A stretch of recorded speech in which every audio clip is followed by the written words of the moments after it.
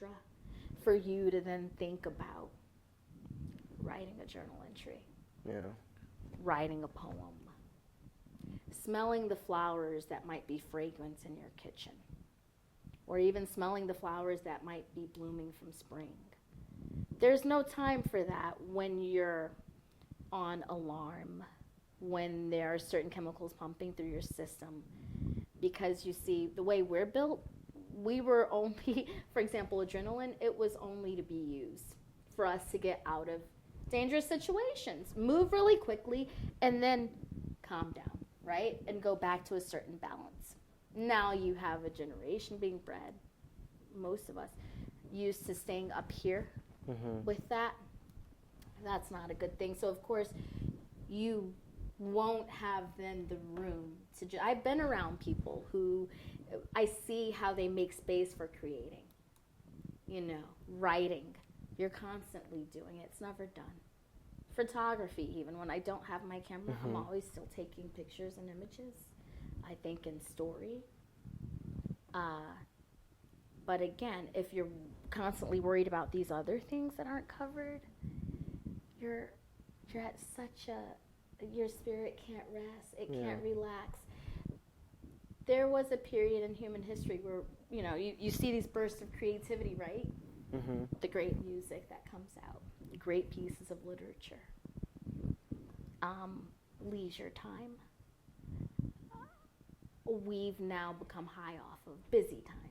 Yeah. Everyone's bragging about how busy they are. I'm guilty of it too. Oh, I'm busy. Oh, I'm doing this. And it, instead of, luckily, I know I'm not a parent, so I don't, my time isn't, I'm not competing with my children and my creativity. I actually get to just focus on all my projects. So you're babies. They are. They are. That's how I mother in the world. And it means a lot to me. And something tells me that if I did, again, I don't know how it would play out, but even if there were children on deck, for me, I need it. I actually need my creativity. And we have to find a way to get that message across. That creativity, again, it is a birthright. And I stand by that statement. It feeds our spirit. I've seen people, for example, when they're so happy, engaging in those magical moments. There's a medieval festival that for a couple of years I was a fairy in the Enchanted Woods, and it becomes a Sherwood forest. It's called Mutton and Mead. It's coming right up. It's this amazing event. Oh, it's next week, right, or something? I think it's in a couple of weeks. I think the weekend of June 21st. Yeah. Okay. Yeah.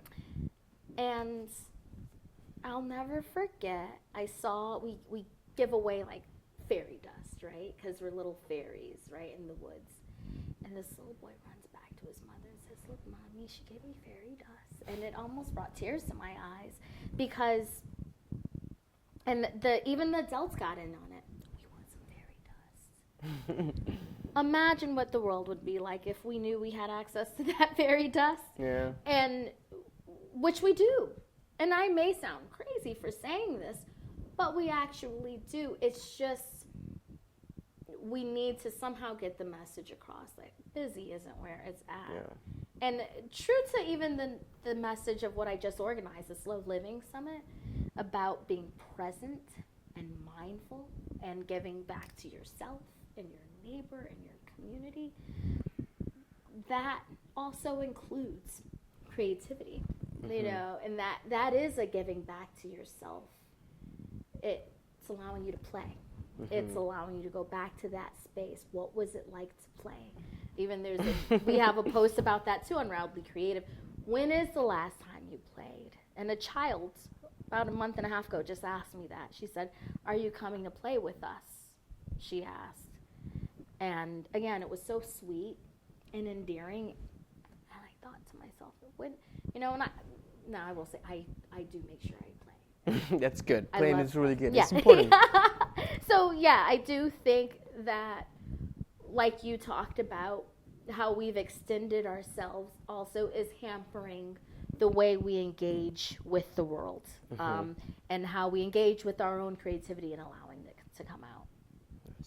So let's get cracking. Sure. What are some tips for creativity? Yay, what I get to say what tips. can what would help the people watching right now help them be more creative?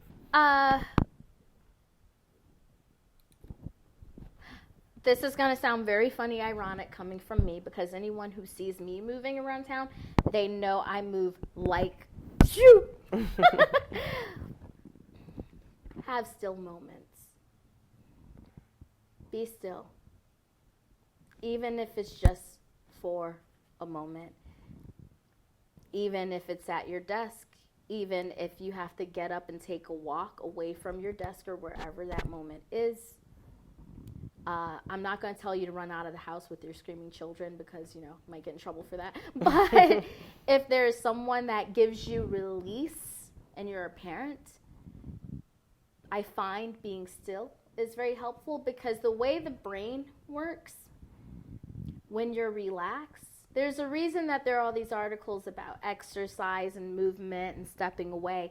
When you're relaxed, that's when ideas do come. That's when there's, they talk about the light bulb moment. It's because you're not forcing it. I would also say plant your garden very carefully. I know nothing about gardening, so real gardening, but metaphorically. Be very mindful about the people, places, and things that nurture you and that you nurture. Guaranteed that also does feed creativity. Are they things that inspire you or tire you? Does it inspire you or does it tire you? Because guarantee if it inspires you, you'll find little nuggets. Again, I'm not saying that now you're going to go launch websites and now you're going to do, but maybe it'll give you a moment just to see something a bit differently. I would say also being comfortable in your skin is that. Loving yourself, kind of. Yeah, which is a lifelong struggle, I understand.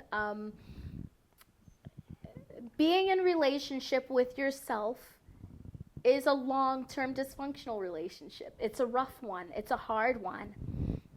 But I would say any moment you can give back to yourself and be comfortable with yourself and unzip yourself, that is also allowing you to unzip some creativity as well. Things about yourself that you probably would be surprised about that you've kind of been holding back. Taking those moments. I would say, I'm going to keep it very simple, so those would be my key pieces of advice. Those are, excuse me, those are things that I've done in my life, and I would encourage, and because I'm still on the slow living high, going back to the slow living thing, it is about being present. There is a quote that talks about, it's a Buddhist quote, if you're washing dishes, just wash the dishes. Nothing else. Right. If you're having a conversation, just have that conversation. Yeah. I think we don't do enough of that. Again, I'm guilty. I'm not saying anything that I don't struggle with. I'm just as guilty. But those would be my tips on how to live what I like to call a wildly creative life. Cool. Well, you heard them here, and if you see them somewhere else, have they copyright? Well, No, not. Okay. You can use them. You can use them. Go ahead, share it. Sprinkle it around like fairy dust. Cool. Well, we're closing up to the end of this interview, which has been awesome. Thank you so much. I'm so honored you had me on. But thank you for coming. But before we go on, I would like to ask you, what are your, other projects that are coming other than this? I have an art show coming up that will be going on July and August at Flat Street. It's going to be my photography that's going to be up. You'll definitely be hearing more from Wildly Creative. So if you're also a creative in any capacity, actually, and you don't even have to be in Brattleboro, get in contact with me. I'd love to interview you for the site. We also will take writing submissions.